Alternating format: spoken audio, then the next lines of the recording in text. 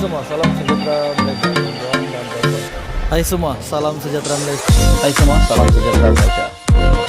Hai semua, salam sejahtera Malaysia.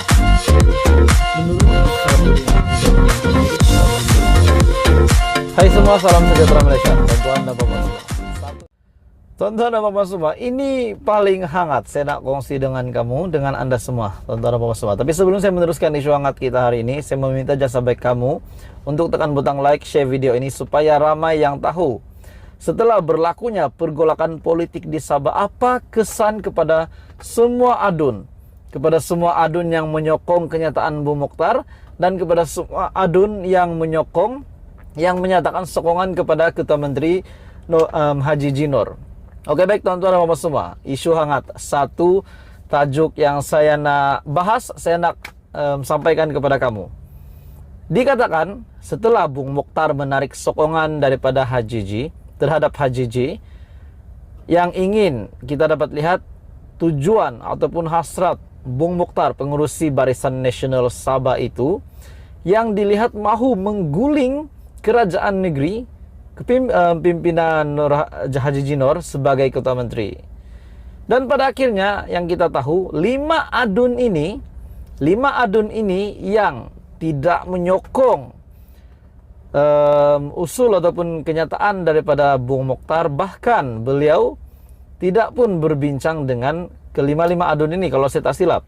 Tapi kalau saya silap, Anda boleh komen di bawah apa sebenarnya yang terjadi. Tetapi yang menurut yang saya tahu, lima adun ini memang tak sokong kenyataan Bung Mokhtar, tetapi mereka sebaliknya memberikan sokongan yang tidak berbelah bahagi kepada JRS, kepada Ketua Menteri Sabah yaitu Haji Jinor.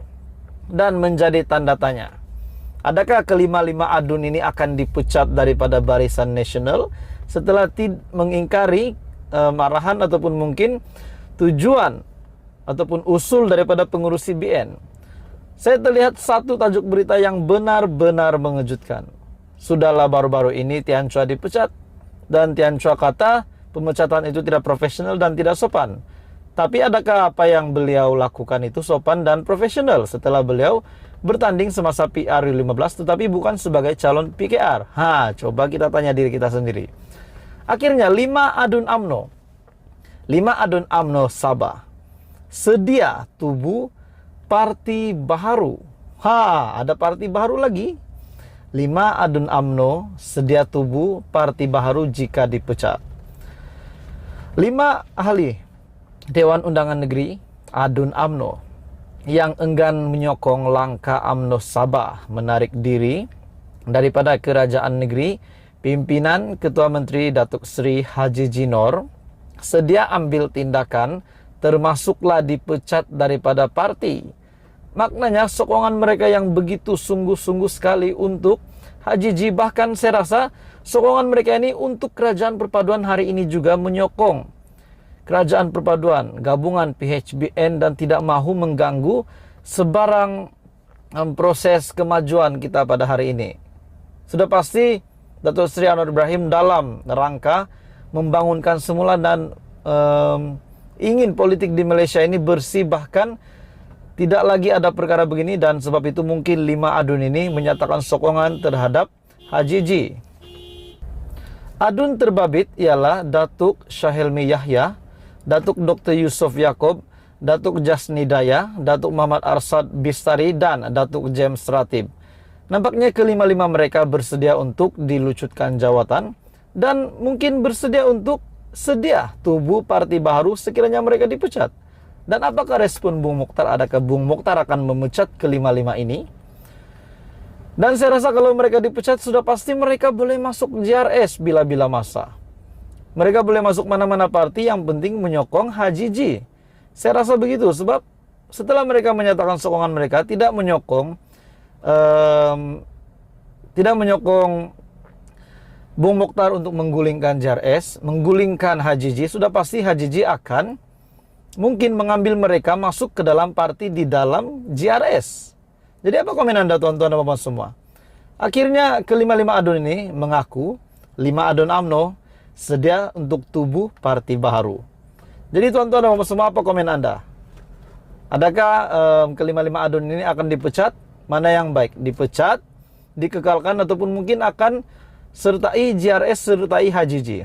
Jadi teman-teman Bapak semua, teruskan bersama di dalam channel ini untuk perkembangan politik seterusnya. Hai semua, salam sejahtera Malaysia. Selamat petang tuan-tuan dan puan-puan semua.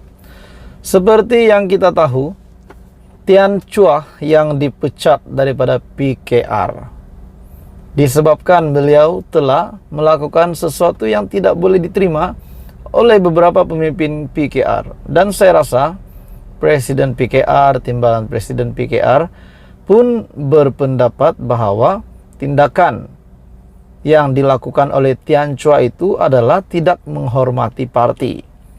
Dan pada akhirnya Tian Chua telah dipecat.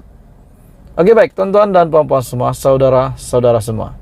Sebelum saya meneruskan isu hangat hari ini, saya meminta jasa baik kamu untuk tekan butang like, share video ini supaya ramai yang tahu apa sebenarnya yang terjadi, dan jangan lupa tekan butang subscribe.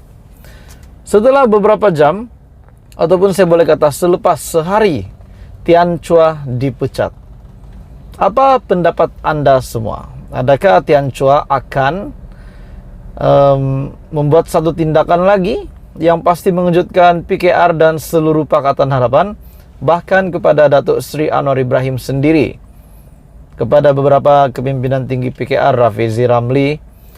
Jadi selepas Tian Chua dipecat, sah dipecat daripada PKR, disebabkan tindakan beliau untuk menjadi calon semasa pilihan raya umum ke-15 sebagai calon bebas. Jadi apa tindakan yang Tian Chua lakukan selepas ini pasti mengejutkan Anda, tuan-tuan dan puan-puan semua. Adakah tiba-tiba beliau menyertai parti lain? Mungkin ada spekulasi yang berpendapat Tian Chua untuk beliau membalas dendam atau menunjukkan kemarahan beliau, kekecewaan beliau setelah dikeluarkan, dilucutkan jawatan daripada PKR. Mungkin beliau akan menyertai parti lain. Mungkin juga kan tuan-tuan dan bapak semua. Mungkin beliau sertai Barisan Nasional kah, sertai mana-mana parti lah, sertai Perikatan Nasional kah. Jadi tuan-tuan dan bapak semua, setelah Tian Chua dipecat, akhirnya beliau telah membuat satu pendedahan yang mengejutkan. Menurut Tian Chua, setelah beliau dipecat, persoalannya adakah Tian Chua dipecat? Beliau tahu beliau ini dipecat, ataupun media yang terdahulu diberitahu oleh wakil daripada PKR, disebabkan Tian Chua membuat kenyataan perbuatan yang sangat tidak profesional dan tidak sopan menurut Tian Chua.